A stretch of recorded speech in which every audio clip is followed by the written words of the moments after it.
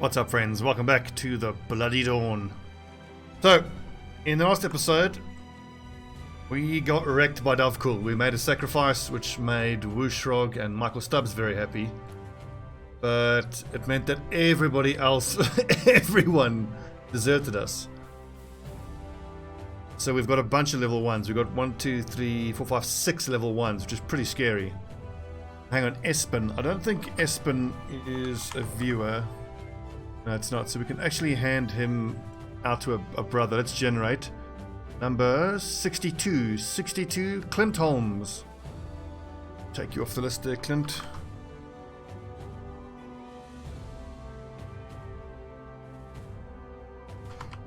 Clint Holmes. Right, so we have to go straight back into a rebuilding phase as though we were on day 1 of the campaign. What is this? Find a place.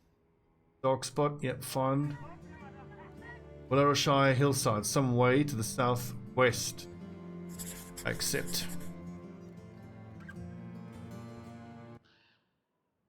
Got to be so careful.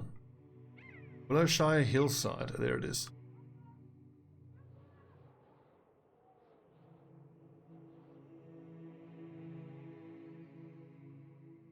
Well, at least our daily rate went down. And unfortunately now we have been put way back in terms of our reputation. I think we had a bannerman who was pretty damn close to getting the Rally the Troops perk, but then he abandoned us, and now our bannerman is level 1. And he'll need to get to level 5. This really sucks. I mean, before the guys abandoned, we could have taken this fight on, but now we'll get absolutely wrecked if we take them on now. Where's this crypt? Are we just shut up in this? Wait. There's the Crown's No Speak. On the hills not far to the northwest. Got it. Fuck's sakes, brigands, leave us alone. This is hell. And here, maybe. It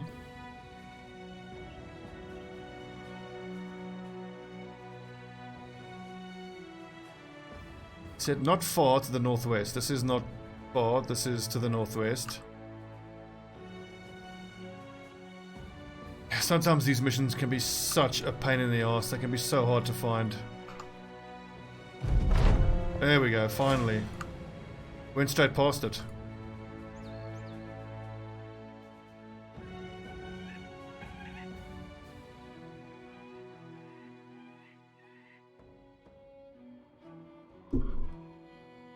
How the hell am I going to level my boys up again?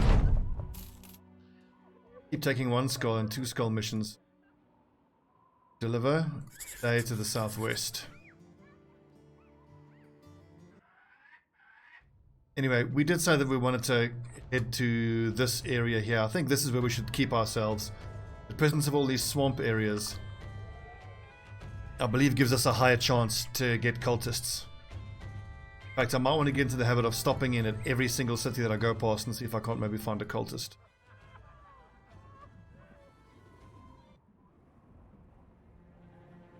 It's going to be super hard to keep this going and keep finding cultists, but if we can pull it off, we could have a pretty badass group on our hands. Especially if they're going to get level like 2 or 3 in their fanaticism, that's going to give them, what, like 15 resolve? Which means then, for the cultist guys, I shouldn't have to spend any level up points on giving them resolve, because they should start with enough, and then get more and more as they get more and more devoted to Dovekul. Escort caravan 2 days to the southwest. It's going to be too hard for us. I need little groups of zombies, I need little groups of thugs, 1 skull stuff.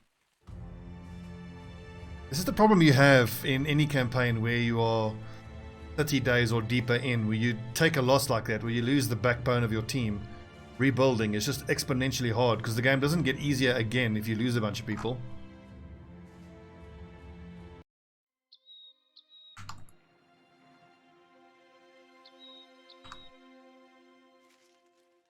Maybe for this cultist playthrough we got to be a lot more conservative in terms of our money and just get ourselves up to like 2,000 gold and try keep 2,000 gold as the minimum so we can do a lot of trading. I think trading is going to be probably the most important thing.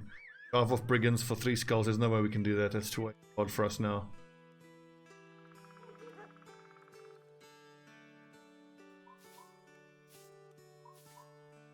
This is such a problem.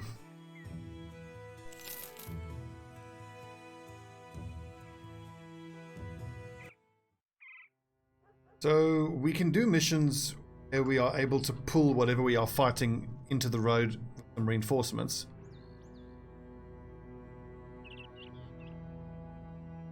Other than that, crap. And what also doesn't help is that my guys who don't abandon, my cultists, are the 2 of my weakest brothers anyway, so they're not that great. Follow the tracks, return the golden talisman, perfect. Now, arguably I should try, if I can, to train the new level 1 recruits, but there's no money to do so. They're level 1, so they're more likely to die, so if they do die, you've wasted the training money. And then all I need is, let's say, I keep pumping training money into them to get them to level up quicker, and then they'll just go and abandon the next time we sacrifice someone again.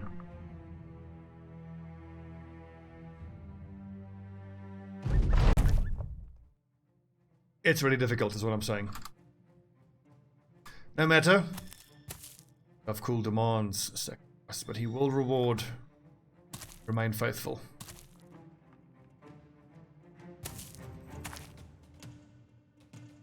That's open. There's one little square there. Let's 2 people there, and then put Warrenberg.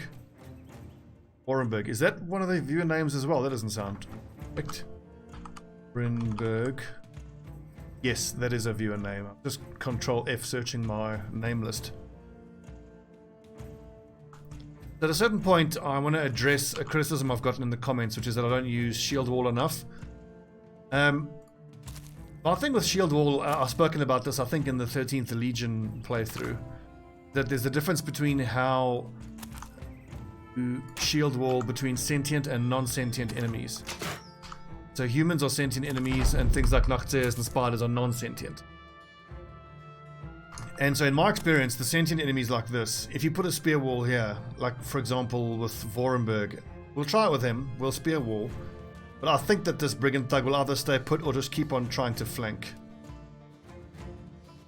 And that most of the time, especially when the enemy has shields, they'll just put their shields up if they can, and then just get past your spear wall anyway, or they'll just stand back and just wait, or they'll keep moving around you for 2 or 3 turns, and in those 2 or 3 turns, they don't walk into the spear wall. You just exhaust yourself by holding the spear wall up, and it ends up not being worth it. It's a little bit different for us now though, because I have got 2 guys, ranged weapons. Nice, 2 hits. You can imagine the more ranged weapons you have, the more you can punish them while you hold them at bay.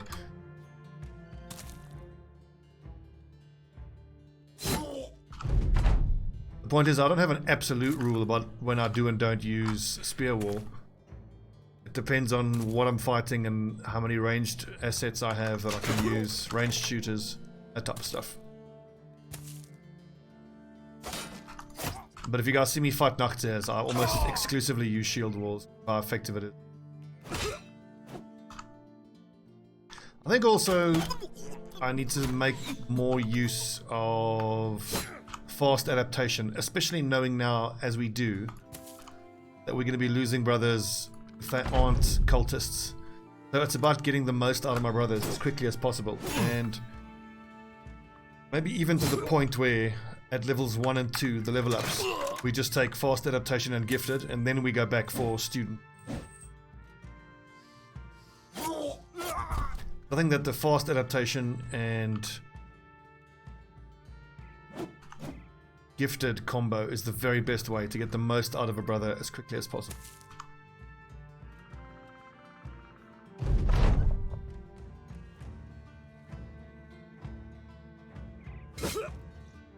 Good hit, malicious Max. Yeah, you better run.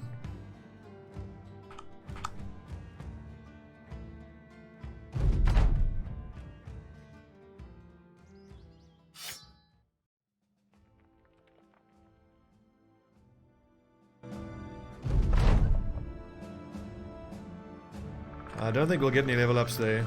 Okay, we got one on Wushrog, the bowman.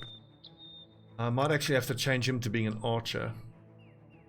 He's got how many level ups left? He'll go to 6, 7, 8, 9, 10, and then 11. That's 5 more level ups. Getting 4.5 and the 25. We add 25 to that's 80. That's too low to be an archer. He's gonna have to be a crossbowman.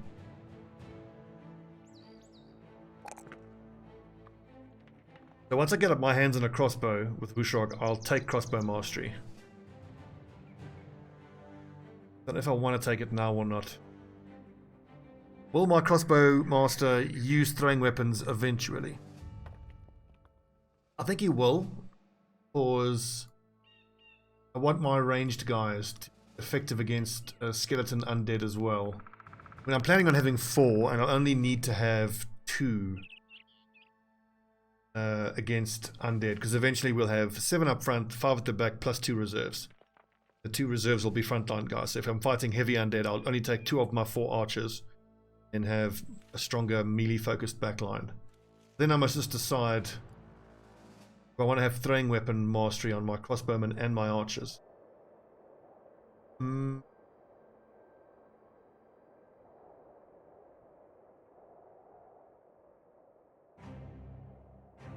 don't know. I don't rightly know. The big benefit of the throwing mastery is the throwing axes for armor shredding, whereas the crossbowmen don't need the armor shredding because they have the armor pierce. Then I can make my archers be the guys that use bow mastery and throwing mastery, and then if we fight undead, the archers can go in.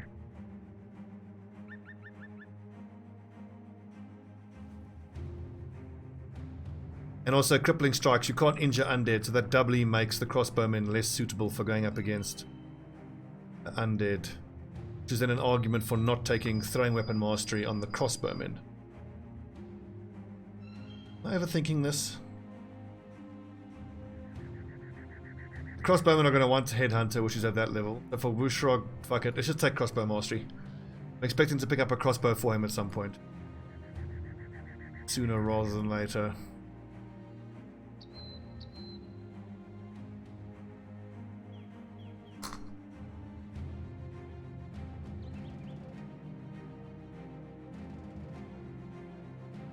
I love Battle Brothers. 190 gold. Whoop-de-fucking-do. Escort 6 days to the southeast. It's no way we can pull.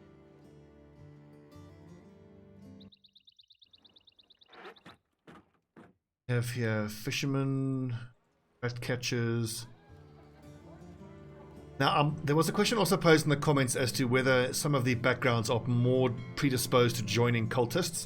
I think actually the answer to that is yes. I think flagellants are more likely to be converted. Monks, I believe, are less likely to be converted because they find it against their religious sensibilities to join what they consider a false god. Okay, God, the money's getting a bit low, but fishing nets are doubly important now.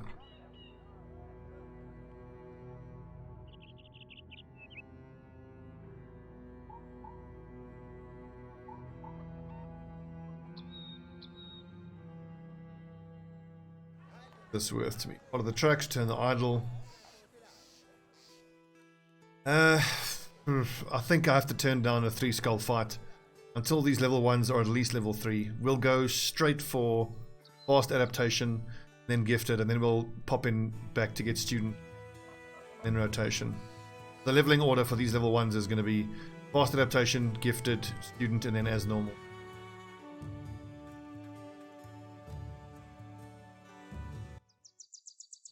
Got to check who's here to be hired, but ultimately it doesn't matter. I don't have money to hire a cultist.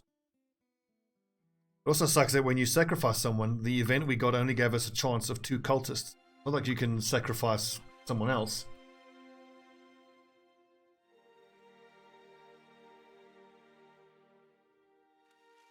Okay, stop moaning, Stobbie.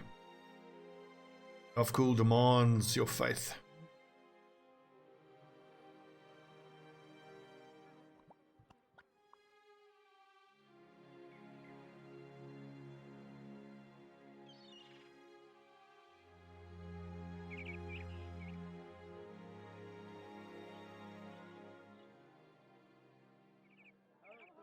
Guess I can tombstones. That should be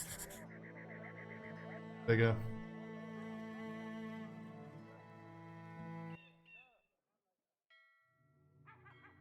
Really, we gotta go all the fucking way around. That's gonna cost too much. Let's take a boat to Blankenberg.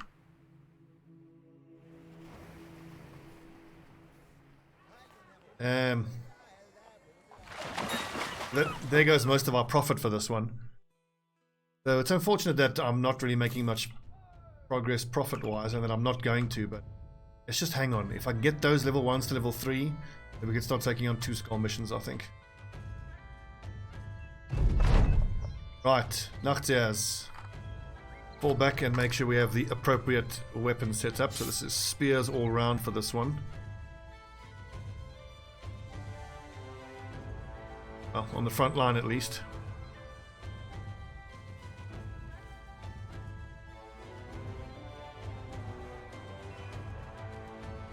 Now's the perfect time to use spear wall. And as you can see here, you can even leave gaps, because if these nachzehrers jump into those gaps, they're super surrounded and quite easy to hit. Let's put the boys there, 1, 2, 3, and 4.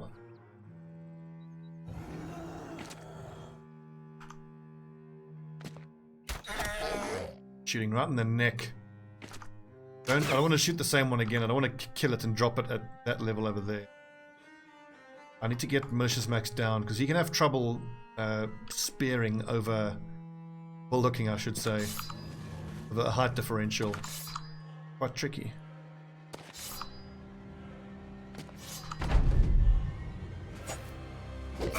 Oh, great spear walling there, Warrenberg. That's the problem with level 1 bros. Look at that, they're just fucking hopeless. Oh, 3 in a row. What was our attack chance? 67. Missed.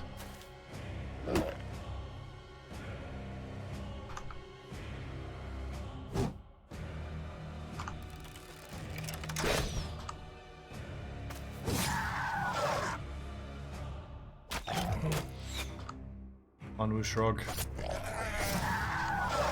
Stabbing. Unfortunately, that pulls Copenhagen out of his spear wall position, but was doing a horrible job of spear walling anyway. Okay, kill that lad before he gets to eat that corpse. Oh no, he waited so he gets to eat. Shit.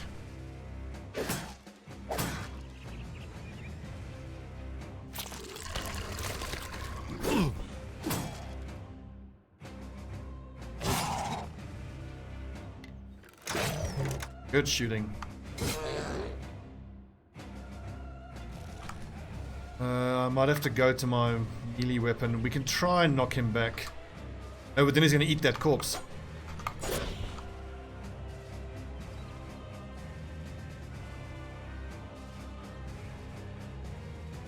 Sir Duck. Wait to see where that one goes. I can't kill this one now, because then this one moves over his corpse. I have to wait. Oh, huge. I nod. Well done, mate. That's clutch.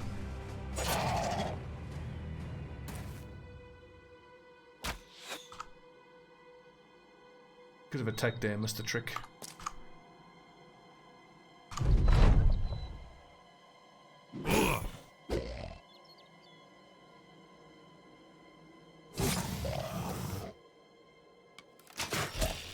Nice shooting, Michael Stubbs. Look at that headshot damage a crossbow does. That one acts in 5 turns. Wait, I need that one to move first. I can't kill that one now, because then he'll get eaten by the one next.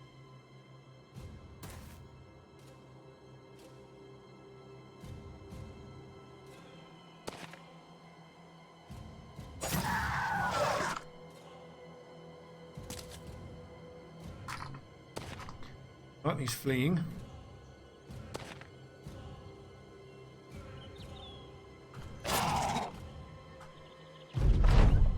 Good job, good job.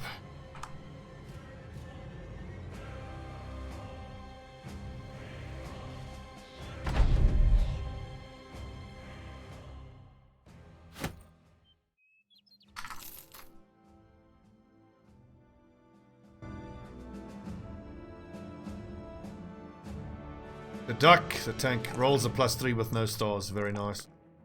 Very, very nice. He lacks fatigue, but a +4. Stars is amazing. Adaptation. So duck actually has some quite nice potential. Especially for the no morale check triggered upon losing hit points. He's someone who I 100% am going to give taunt to. Taunt, shield specialist, he'll be so hard to hit.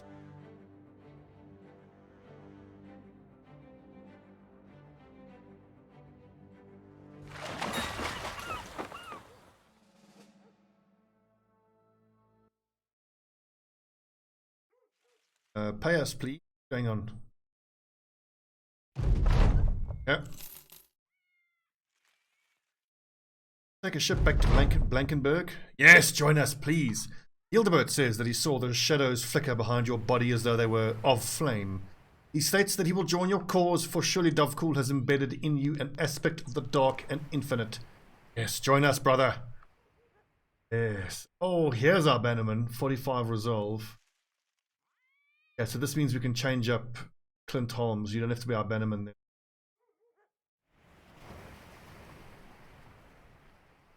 I think that could be our new shield breaker.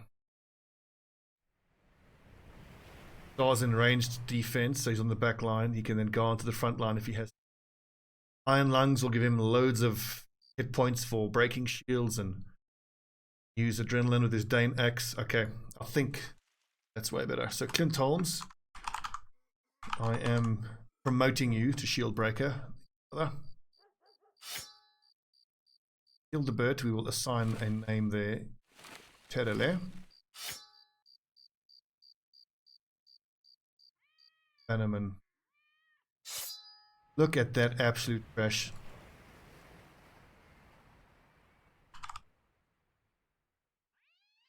No stars in melee skill, but that's fine. He'll have light armor. Fatigue could be a bit of an issue for him, but a star in melee defense is very nice for a bannerman. So, I think that means I can put Clint Holmes up front like that. His fatigue is dreadful, but let's instead let's have Einard here. He's got to be renamed. Surely Einard is not a viewer name.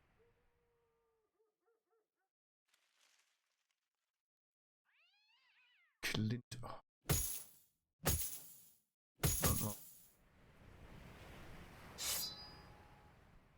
Yeah, so my two least accurate lads in between the shield breaking fighting axe users.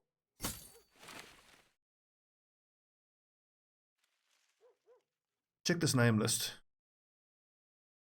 Master, yep. So duck, yep. Einard, it's Control F. Einard. Yep, that is a viewer name. Sorry, Einard. This sounded like a typical Battle Brothers name. Holmes, Warrenberg, Hildebert. Generate a new number for us. Number 30. 3030. Bushrog already signed, so we'll spin again. 9898. Griff. Welcome, Griff. Man, Griff is a veteran of minicamp. Griff might have been a dagger guy this campaign. Just one more lad in this formation. Better.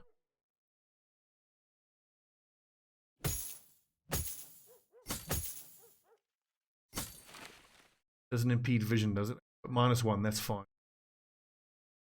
Vision of 6, range of 6. Of 7, vision of 7. Good. Excellent.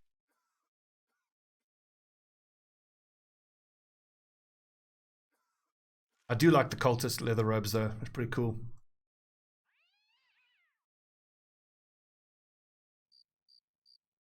Head back up to Maiding. Hope we can find some work. I wish there was a land bridge here.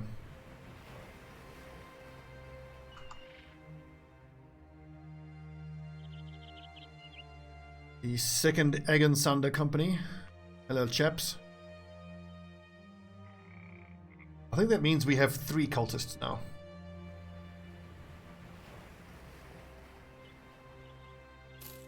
I would say that gives us a core of 3 guys, but we know when the next event pops up that'll go down to 2.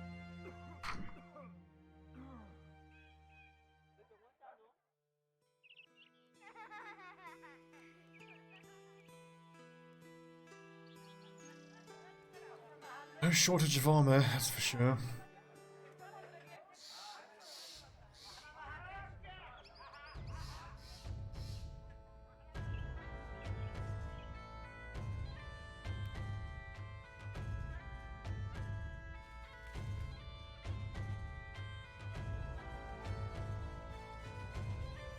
Delivery, excellent. Hammerenden, I'm pretty sure we can get there a lot quicker than 4 days. If we take a boat, get to.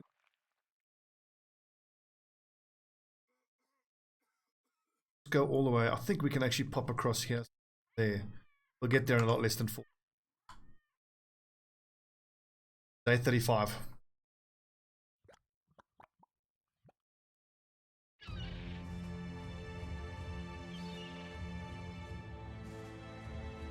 I suppose this makes me realize that having a map split up by bodies of water like this is a double-edged sword. It's bad because getting around can be a pain, but it's good because you can get delivery missions like this that are calculated along following the road if you don't take any shortcuts, which makes it look a lot longer than it is, which offers you way better pay. I mean, this is 1,650 gold. Or probably like a day's march, and we're hardly even going to get attacked, I don't think. He said before getting attacked and dying gruesomely.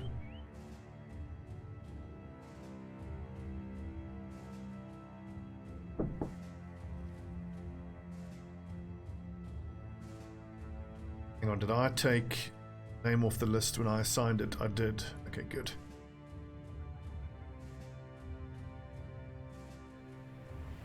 How's that looking in there? Too many in a leader, that's too much. We're lucky we can spot some zombie footprints and get some zombie farming going. Those necromancer lairs are so important to find on the map. I find them to be pretty reliable XP generators, especially once we get to the point where we can start doing patrol missions. Hit the few cities you have to go to and then make a beeline for those necromancer places.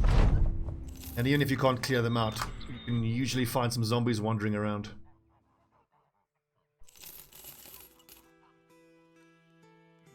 Excellent, it should be hunt down what terrorizes. Excellent. Make a reinforced throwing net. Let's keep track of the costs here. Because I did read in the patch notes that some of the costs have been tweaked and made cheaper. He's got the high fatigue numbers here, 79, 54, 43.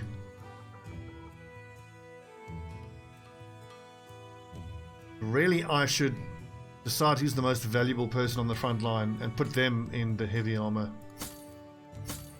It's probably Sir Duck.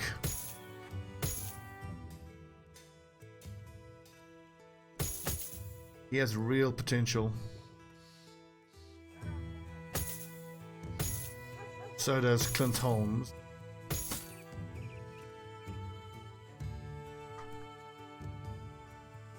No one to hire, unfortunate.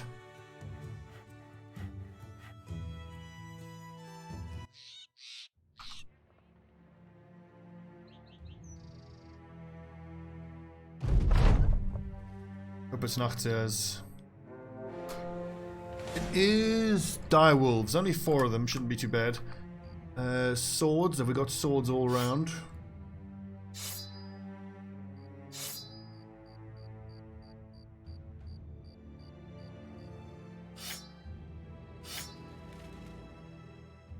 And throwing weapons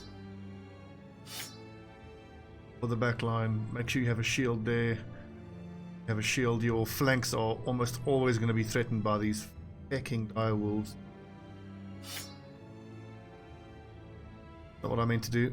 That shield.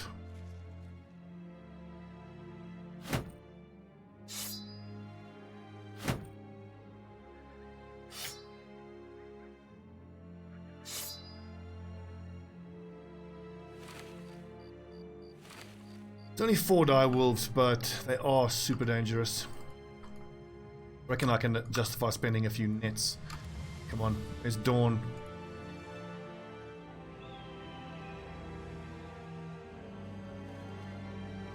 Get them, boys.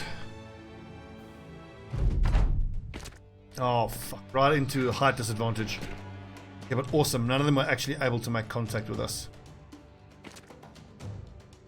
I'm not going to bother with riposte. Let's just spear wall.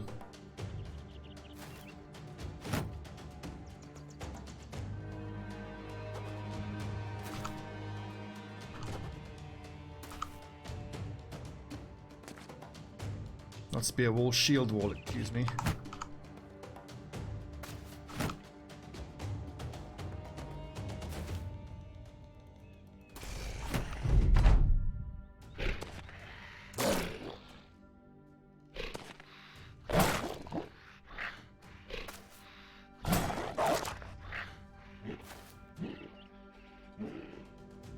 I am going to wait for that net to get thrown first. Look at the accuracy on that thrown weapon. So 65% chance is way higher than it would be if we were attacking with, let's say, the bow. Look at the 60% chance. Throw the net, the 60 becomes 65.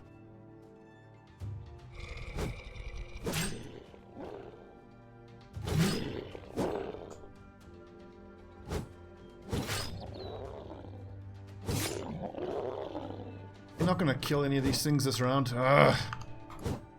Problem with these low level guys, they're fucking hopeless.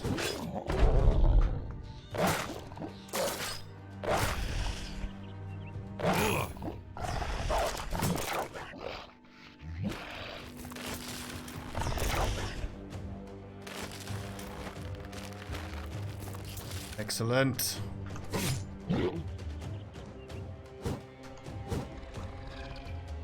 Really, Clint Holmes? Come on, dude.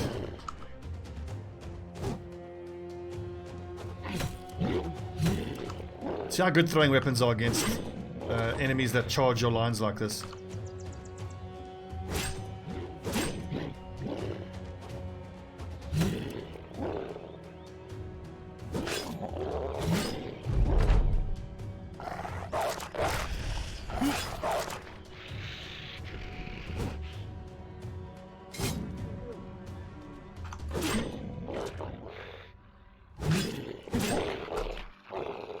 Well done, boys. Well done. And we've got a couple level ups there as well.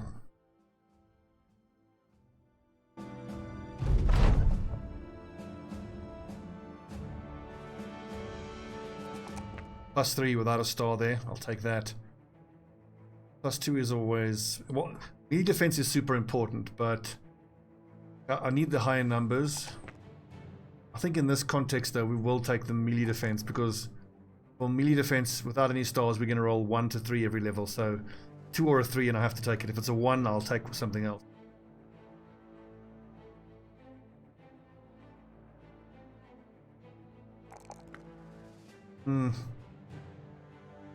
Melee defense, 1 star, 2 to 3. So that's actually a minimum roll. That we'll take, and a +4 we'll take there as well. His initiative is very high.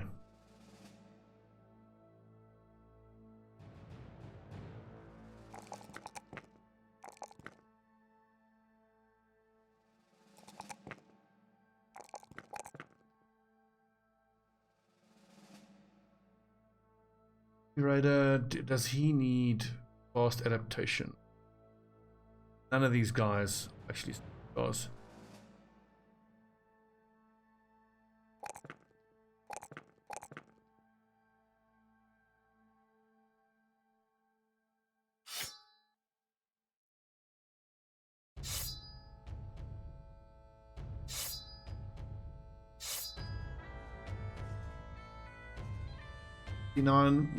Borderline, I can maybe give him Belchin to work with. Dude, no, it's got to be spears. At this stage, especially when we're so weak, I think more reliable, lower numbers of damage is going to be better than less reliable, high numbers of damage.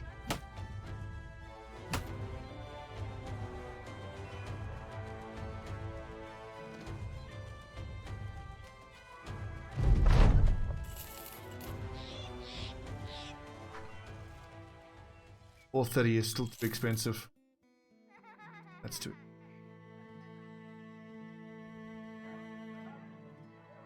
Bulldog armor, no, let's hang on to our wolf pelts for little additions we can make to the armor. Vilderfest, is that a city? Can't get work from there. Wallenfest either.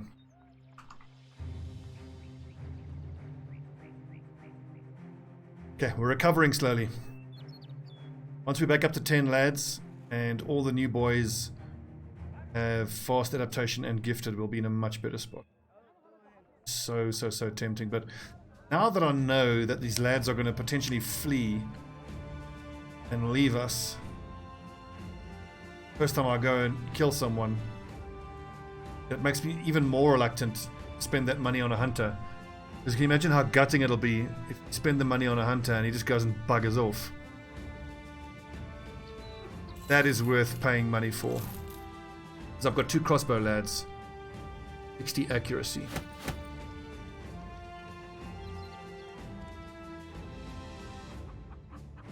This does mean that we're not going to be able to outrange enemy marksmen that have bows, but you still shoot the enemy front line with a crossbow if everyone just moves forward 1 square.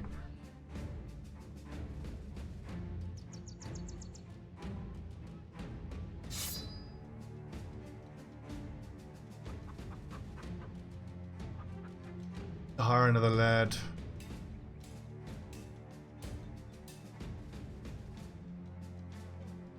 No, onward.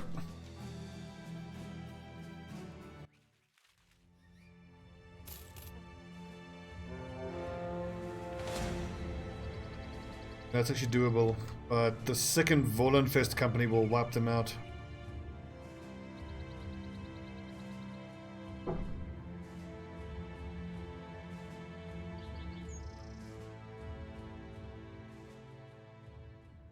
Cultist, come on.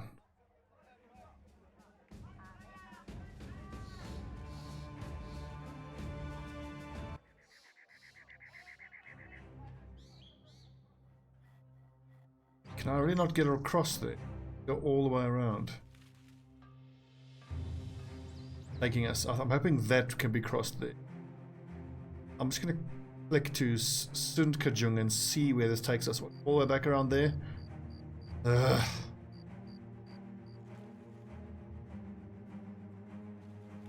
Making money down here in the south is quite hard. It'll be a lot easier once we can actually work for nobles, though. Woman jumps out of the tree line. Let's see, my granddad fell down a well. Let's help her. Yada yada yada. The guy keeps talking. One of the lads gets laid and gets eager. I think we have enough food to get there.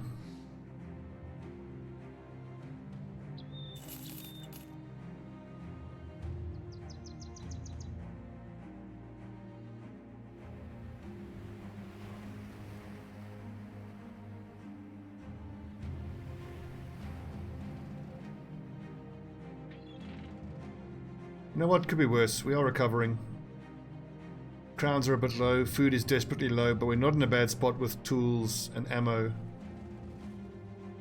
Medication is a bit low.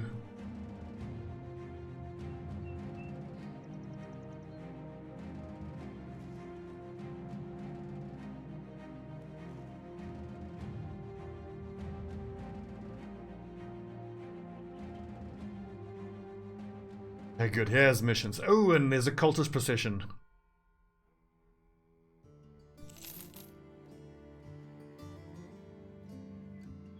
Where are these? There we go. Lars the cultist.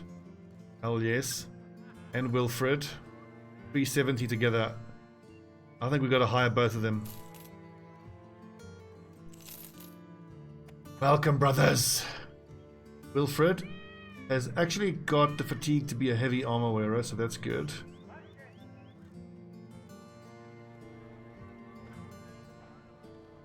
And Lars has... can be a light tank because of huge melee defense and huge hit points.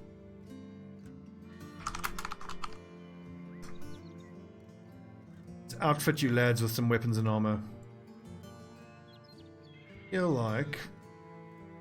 Wilfred will be borderline okay on the front line, so we'll go that, give him a...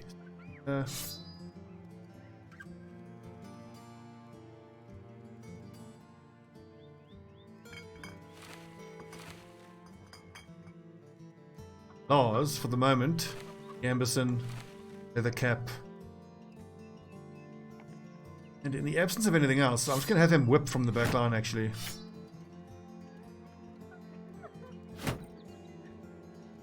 There's no pole arm he can use, really. See if he can't get lucky with that whip. I was looking at his resolve. 2 stars of resolve gives him +4 every level, so he'll have +40. Gives him to 85. Plus 25 of that, 25% of that. So a quarter of 85 is 21. That makes it 100. Plus 10. Yeah, he'll be decent as a bannerman.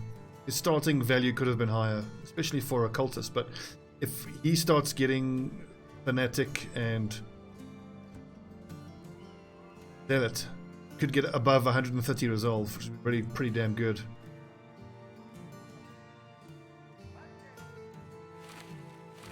Give me one more lad.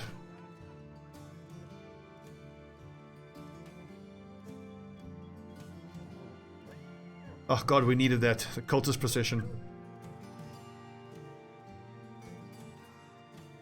Hope we can keep these boys alive, huh?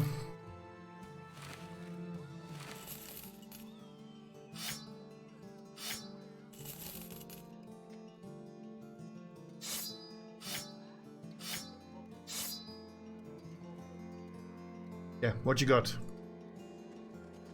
Find Ramshackle Cottage. Yeah, 2 skull, kill some brigands. Perfect, that could be perfect. 3 skull, it's very doubtful we can take this on now. Escort 7 days, that'll never happen. I worry that if I do this first, then this mission will disappear. So let's drive off brigands at Crafty Shack.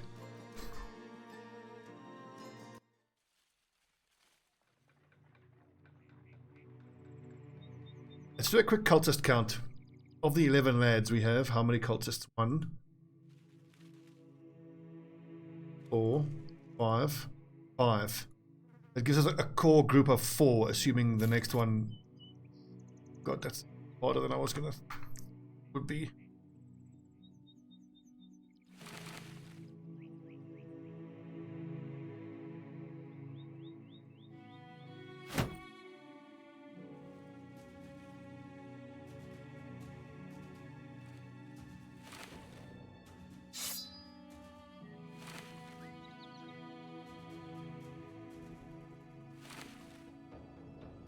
Lars, your job is just to net and whip motherfuckers.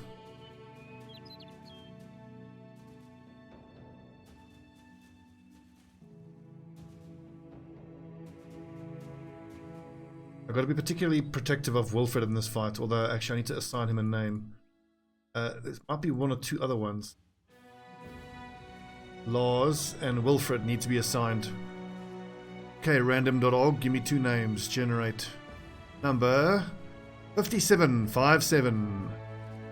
Bogos, who wanted to be a peasant, so I'll generate again. 8383 is Ivor Ebenclaw, who wanted to be a cultist. Your wish is my command, Ivor Ebenclaw.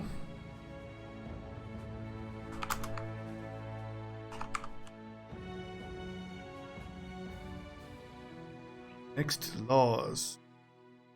Generate a number. 4646. Michael Stubbs, we already have that. Generate again. 42.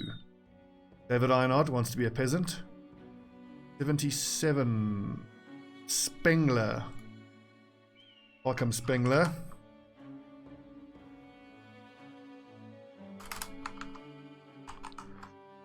So it's just occurring to me now that in this playthrough, what you want to hope is that you get assigned to an actual cultist. Because if you're someone else, it's pretty damn likely that you're going to desert. Now, we are fighting a few guys here that might not be wearing helmets. The thing is, though,